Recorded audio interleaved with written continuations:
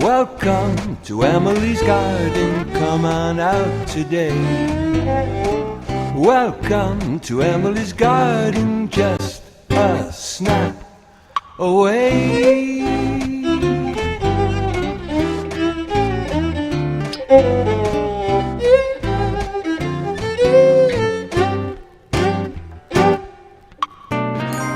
In this place, life is celebrated. It's the place where dreams are cultivated. Welcome to Emily's Garden, just a snap away.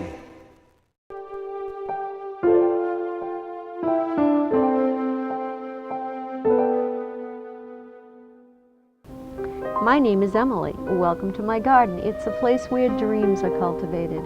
I have another great show planned for you today, all about the weather.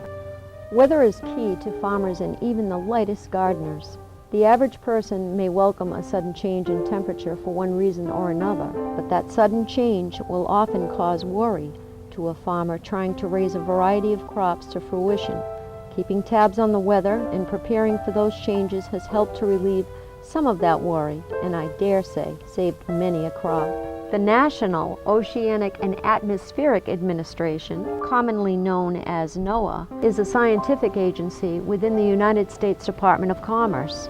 NOAA is simply a combination of several existing agencies. NOAA weather radio programs broadcast continuously over transmitters located throughout southern New England. Join me at NOAA, located in Taunton, Massachusetts.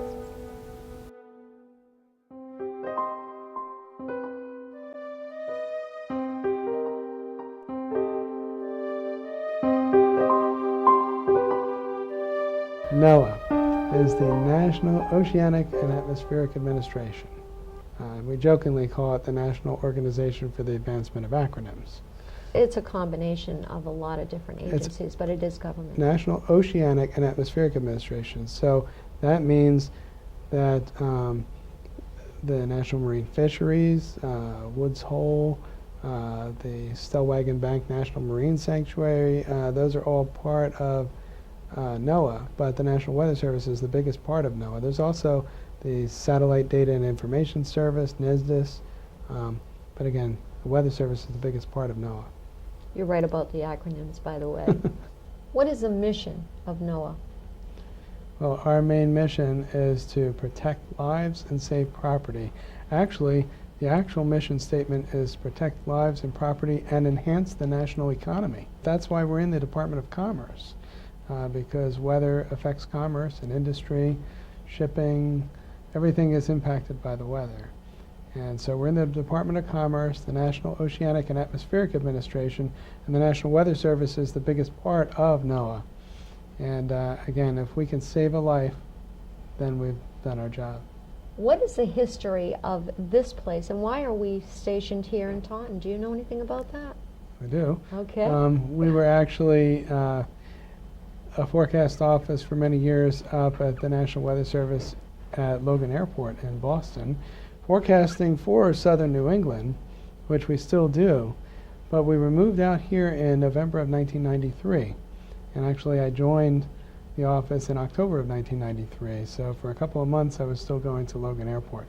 But we came to Taunton because Taunton was chosen, along with many sites across the country, based on the Doppler weather radar, and the sighting of the Doppler weather radars was based on they looked at the elevation angles all across the country at about 10,000 feet across the country and drew concentric circles and trying to get the radars out of the big cities so you wouldn't get the ground clutter that you would get from all the buildings in the big cities, but putting them in locations where you can get actually a good coverage area. And so when you look at a map of all the concentric circles all across the country, there's pretty good coverage across the entire country.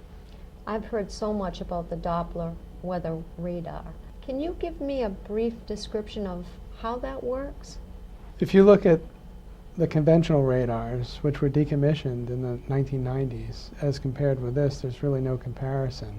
those, besides being in black and white, and now they're in color, but those radars, the main difference is, well, two main differences. One is that they had a wider beam width, whereas the Doppler weather radar has a 1/2 degree beam width. And what that means is that as it's going out from Taunton and reaches western Massachusetts, it's still fairly focused. Whereas with the older radars, it was very wide and everything got averaged out. And you couldn't see a tornado, for example. So it is definitely more focused, and that is actually what makes it a very expensive radar. I believe it was something like $1.3 million. And there are 122 of these at every forecast office across the country, pretty much. The other big thing, though, about Doppler radar is Doppler itself, the Doppler effect. Conventional radar shows you how hard it's raining.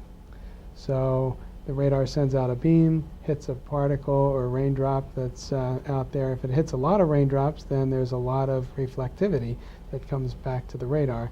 And we can color encode that as red. You see red on the screen, yellows means it's heavy rain. Okay, but the Doppler part of the Doppler radar is the velocity information. That tells you whether the actual raindrop was coming toward the radar or away from the radar. And so the Doppler effect, to put it simply, when a train is coming toward you, it sounds like, and a train going away from you, it's a frequency shift. And so we can color encode those also, such that by convention, anything that's green or blue is coming toward Taunton, and anything that's red or orange is going away from Taunton. And so we've gone through a lot of training, and it's tricky, but you can look at the velocity part, and if you happen to see something coming toward and away, and they're right next to each other, what we call gate to gate, 1 pixel right next to each other in the opposite direction, that would imply perhaps a tornado. And here in New England, we get what are called mini supercells. In the Midwest, you get 60 pixels on one side of inbound velocity, and right next to 60 pixels on the other side of outbound velocity. In New England, we sometimes only have 1 pixel and 1 pixel, and you have to be watching it very closely to detect that tornado. In the case of the Revere tornado this summer out in Boston area, that was only on the ground for 4 minutes, and it was only detected on 1 scan of the radar, because it takes 4 or 5 minutes to go around and collect all the radar imagery. And so it was there, if you see it, and then it's gone. Same thing with the Worcester tornado, which, not the big Worcester tornado from '53, but this year's Worcester tornado, which was an EF0 on the scale. And that tornado also was on the ground for something like 3 minutes. Now compare that to the tornadoes like the Springfield tornado in 2011, June 1st. That was a major tornado, the Midwest variety. And you see those, that one lasted for over an hour on the ground without lifting up. 38 miles. That appears entirely different on our Doppler radar. That was there. It was a tornado, there was no question, complete with what we call a hook echo and even a debris signature. There's actually another upgrade that we just got after Revere. Not because of that, it was a scheduled upgrade. This new technology allows us, we can take that again. Was that the generator? Yeah, that was Okay, kicking back on. actually, I wanted You to got that. talk about that. Okay. That was timely, because that was my next question to you. I was here earlier, and the lights went out. So I'm in a weather station. Are we all right? Tell me what that is, and how often does it happen? Because apparently it happens more often than once a day. Well, that little flash that you saw was just our weekly generator test. Every Tuesday goes on, and you just saw it go off. That shows that it's working properly. Which is if a we get good a thing. big hurricane or major blizzard, sometimes if we lose commercial power, we can be self-sufficient with our generator power. And that's always a good thing. I work at AACS Channel 15 in Attleboro, and they had the foresight to do that last year. We now have a generator. So that last point about the radar that you were talking about before the generator went off. Since the Revere tornado, we've actually had new software in many offices across the country. Ours was just installed that has an acronym called SAILS, but basically what it does is the radar itself goes around at one elevation angle, and then it goes up to the next elevation angle, and then it goes up to the next one and the next one. And so the way it's been, we haven't gotten a picture during severe weather until 4.5 minutes is complete. You can see each slice as it's coming in, but the complete scan takes a whole 4.5 minutes to complete.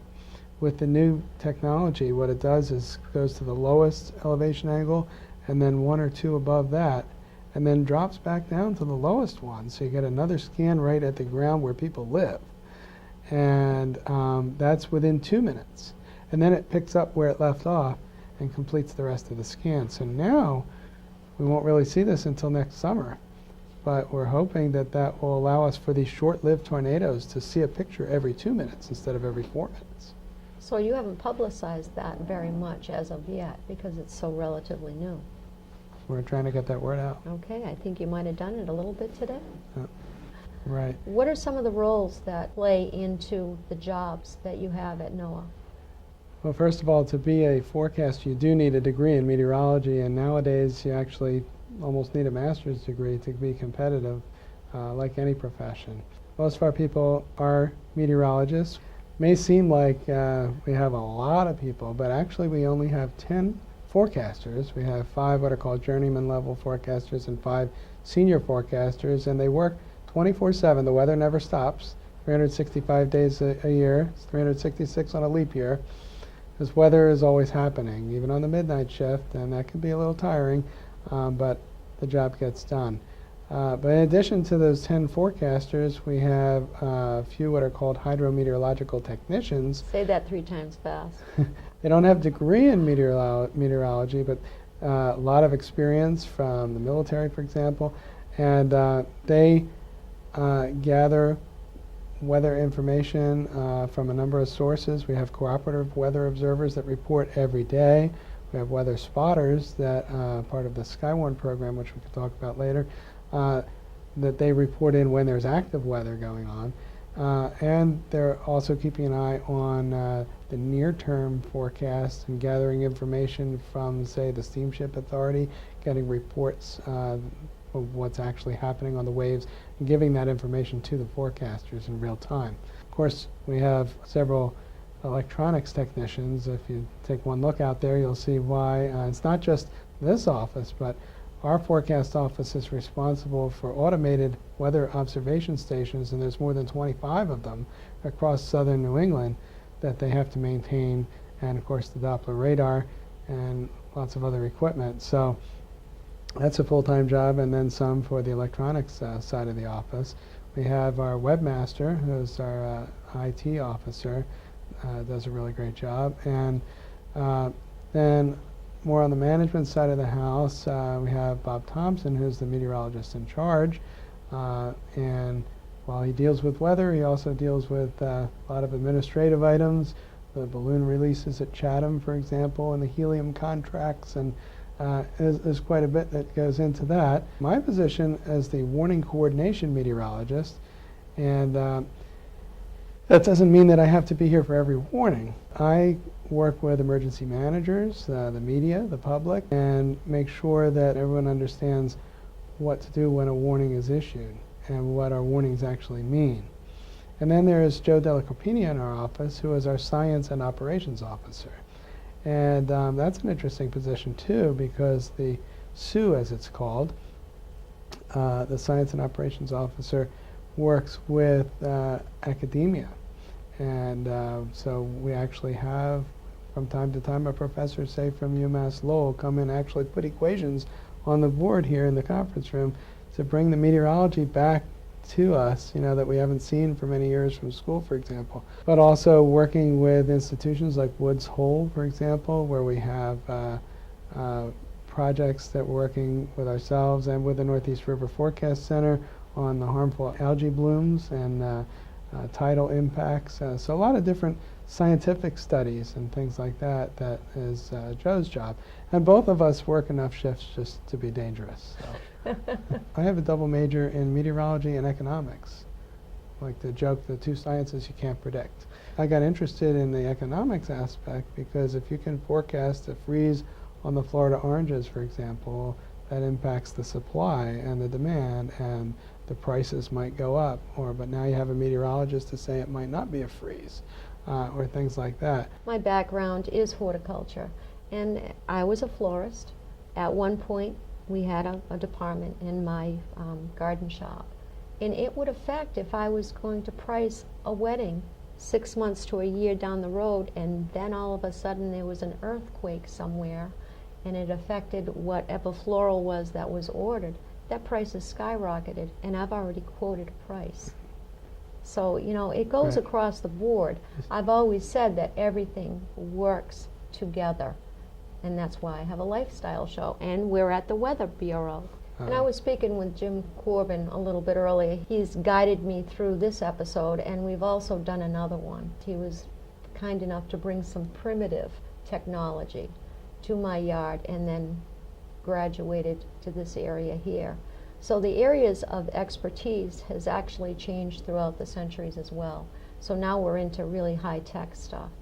This office actually has created, during the week, a position that not all offices have, but it's worked really well for us, is a decision support services position, or DSS as we call it.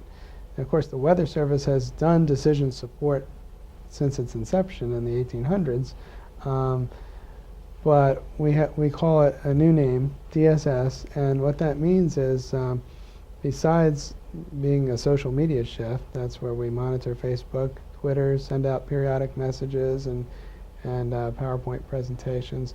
But that shift is also focused on the problem of the day. So if it's something that could affect the marine community, we might be calling certain harbor masters. Yesterday we had a storm go through and was causing wind shift at Logan Airport. We can call the tower and talk with them directly before they have to change runway. So all the impact on the customer. We actually can, with enough advance notice, we can actually provide on-site decision support services. We did this with the Boston Marathon. Fortunately, we were in Framingham, not in Boston at the time. But we also, if you remember the Esplanade, where lightning struck 2 years ago and it had to be evacuated with people under the Star Drive tunnel, we were actually on site at the command center providing support for those activities at the request of emergency managers. And So they had the foresight to bring you in. correct. And if we have enough staffing and can plan in advance. So that is the DSS shift, and they'll be getting out an email to our emergency managers in addition to the conference calls.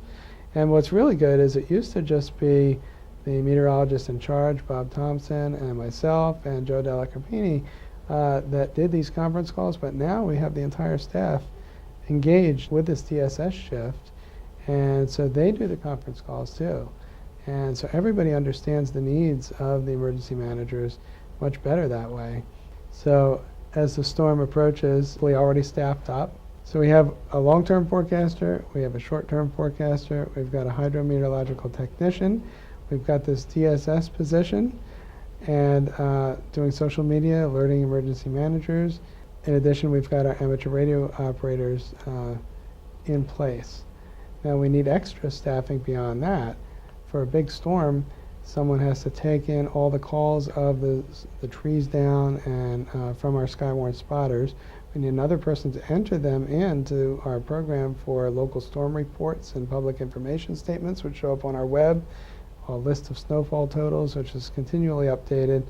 And then, in the case of severe weather, often there'll be many media calls the minute we issue a tornado warning, for example, to do a live interview. So we actually need a whole extra person just for media relations, doing a phone interview with one of the TV stations live on the air. And so in general, we end up with almost a full contingent of our forecast staff during a big storm. So through all of this, you have plenty of milk and bread. You've sent someone out for your milk and bread supply, right?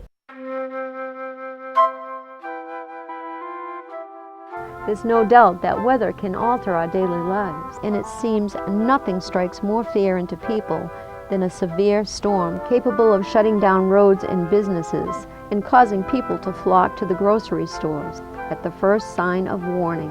Some believe the current phenomenon is credited to the blizzard of 1978, while others claim Hurricane Belle that hit New England in the summer of 1976 is to blame.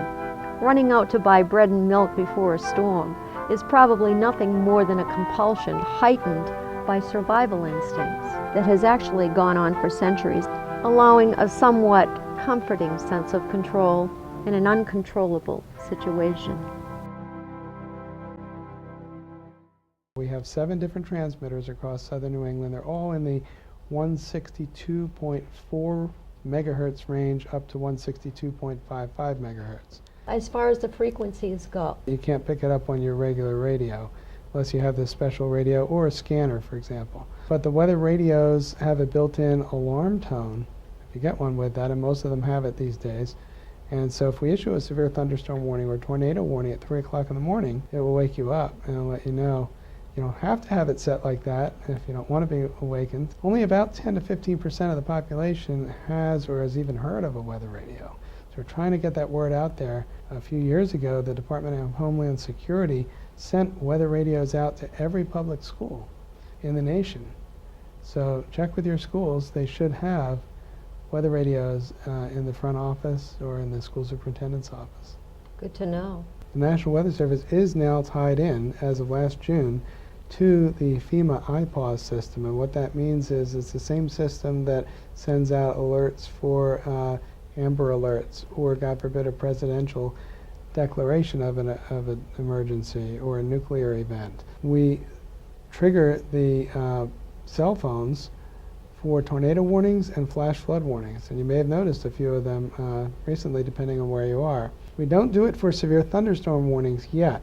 Nationwide, there are a lot of severe thunderstorm warnings issued, and we don't want to desensitize people to having too many warnings and having their cell phone go off too many times. But when it's a life-threatening situation, especially here in New England for tornadoes, flash floods happen, but not as much as out in the Rocky Mountain states. We have a very good success story back in June of 2013 in East Windsor, Connecticut. We issued a tornado warning, and an EF1 tornado did occur 2 minutes after that warning happened. And that's amazing because New England tornadoes are, as we said before, very short-lived. Revere lasting 4 minutes, Worcester lasting 2 minutes, 3 minutes. But this short-lived tornado did have 2 minutes of warning, and at a particular soccer dome in East Windsor, where the roof ended up blowing off and going across I-91. The alert managers at that soccer dome noticed the warning on their cell phones and moved 29 children and themselves into a reinforced building next door. And that may have saved a lot of lives as that dome completely fell apart. So it can be very important. Has there really been a difference in the weather as opposed to what it's always been? Is it a different change of course? I get that question a lot, and of course we're not climatologists or meteorologists or look at the short term, but looking at history, I can tell you that I don't think it has been getting any worse. It comes in cycles. For example, just a few years ago, we had Snowtober, remember that, the end of October of 2010, 30 inches of snow in western Massachusetts, and big power outages, and it was immediately followed by Tropical Storm Irene, and then the Springfield tornado, and everybody's like, oh my God, what's happening around here? Then we've had since then Hurricane Arthur, which missed us, but caused a lot of rain in early July, which is pretty early for a hurricane. We had the Revere tornado. We had a side swipe of Superstorm Sandy, not really a hurricane. So my answer to that, though, is in 1953 we had the Worcester tornado. That was pretty bad. Killed 94 people. injured over 1,200 people. And it was immediately followed in 1954 by two major hurricanes, Carol and Edna, in the same week. And we haven't had a major hurricane since. And it was followed in 1955 by tremendous flooding rains of tropical storms Connie and Diane across New England. So for every situation, you can come up with a worse one. For example, the dust storms in Texas over the last couple of years, pretty bad, almost as bad as the Dust Bowl days of the 1930s. So I really don't think that it's been getting worse. In fact, the Revere tornado, there hadn't been a tornado in the Boston area in over 50 years. In Middlesex County, Massachusetts, by Chelmsford and Framingham, the last tornado on the list is 1986, but statistics show that they get them about one every 8 years or so, so they're overdue. The last hurricane of any type that we've had was Hurricane Bob in 1991. So it's been 23 years since Bob. The average return period for a hurricane is 19 years. So we're overdue. And the average return period for a major hurricane is 59 years, and it's been 60. Okay. So we're due for something. We're on the cusp of something. I'm struck as you're talking to me by you rattling off all of these names. Who names the storms? And you know them all. You remember them all. They're like relatives to you at this point, I guess. I remember the big ones. Who names the storms? Actually, the World Meteorological Organization has a list of storms out for 6 years, and the name repeats itself except for names that get retired, and then they replace those names. How would a name get retired? Well, a big one like Andrew. Okay, because they've already made their mark in the world. Right. Basically, I would think. Storms are given short, distinctive names to avoid confusion. In 1953, the United States began using female names for storms, and by 1978, both male and female names were used to identify northern Pacific storms. This was then adopted in 1979 for storms in the Atlantic Basin. NOAA's National Hurricane Center does not control the naming of tropical storms. There is a strict procedure established by the World Meteorological Organization for Atlantic hurricanes. There are male and female names that are used on a 6-year rotation. The only time that there is a change is if a storm is so deadly or costly that the future use of its name on a different storm would be inappropriate. For a complete list of upcoming and retired storm names, visit the National Weather Service website, www.noaa.gov. So at one point, I think all of the storms were named after women. Now, I hear Bob, I hear other names come up. When did men take their role in the storm situation? Actually, back in the 30s and 40s, it wasn't men or women. It was just the hurricane of 1938. Okay. But then in the 50s, they started getting women's names, and it wasn't until the late 70s when we started adding men's names, to be fair. Okay. I had a great time. Thank you. We part until we meet again. See you next time, back in Emily's garden.